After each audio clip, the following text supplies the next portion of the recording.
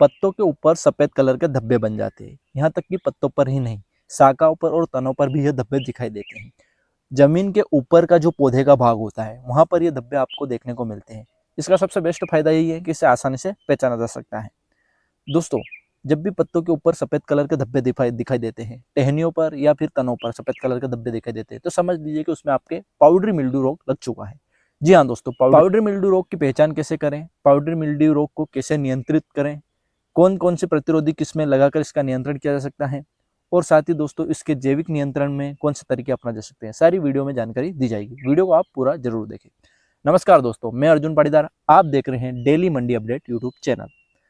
दोस्तों, आज के इस वीडियो में हम बात करने वाले हैं पाउडरी मिल्ड्यू रोग की। जी हाँ दोस्तों, पाउडरी मिल्ड्यू पत्तों पर, तनों पर या टहनियों पर आपको कहीं पर भी देखने को मिल जाएगा। इसकी पहचान करने का आसान तरीका है कि यह जब रोग थोड़ा बढ़ जाता है तो सफेद कलर के धब्बे आपको पत्तों पर दिखाई देते हैं, टहनियों पर दिखाई देते हैं या फिर तनों पर आपको दिखाई देते हैं। जमीन के ऊपर वाला जो भाग होता है वहां पर आपको कहीं पर भी यह पाउडरी मिल्ड्यू का जो लक्षण है वो आपको दिखाई देने लगते हैं। इसके शुरुआती लक्षण कुछ इस प्रकार से होते हैं। जब इसे माइक्रोस्कोप द्वारा देखा जाता है तो इसके बीजाणु कुछ इस प्रकार से दिखते हैं। दोस्तों, पाउडरी मिल्ड्यू का पनपने का जो अनुकूल मौसम होता है वह जब दिन गर्म होते हैं और रातें ठंडी होती हैं, ऐसे समय में यह पनपता है, जैसे कि आपके फरवरी मार्च के जो महीने होते हैं।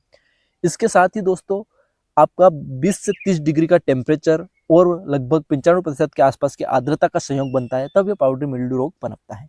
दोस्तों, पाउडरी मिल्ड्यू के जो बीजाणु हैं वह मिट्टी में क्या जीवित रह सकते हैं? तो जी हाँ दोस्तों, मिट्टी में भी पाउडरी मिल्ड्यू के बीजाणु जीवित रह सकते हैं और फिर जब आप फसल लगाते हैं तब भी यह पनप सकते हैं। दोस्तों, इस रोग से बचने के कुछ जैविक तरीके ऐसे हैं, जैसे कि इस पे दूध को भी अधिक पानी की मात्रा में मिलाकर स्प्रे किया जा सकता है, नीम तेल का स्प्रे किया जा सकता है, तिल के तेल का स्प्रे किया जाता है, सोडियम बाइकार्बोनेट का भी स्प्रे किया जा सकता है, कॉपर फंगिसाइड भी स्प्रे किए जा सकते हैं, सल्फर जो गंधक होता है उसके स्प्रे से भी इसकी रोकथाम की जाती है।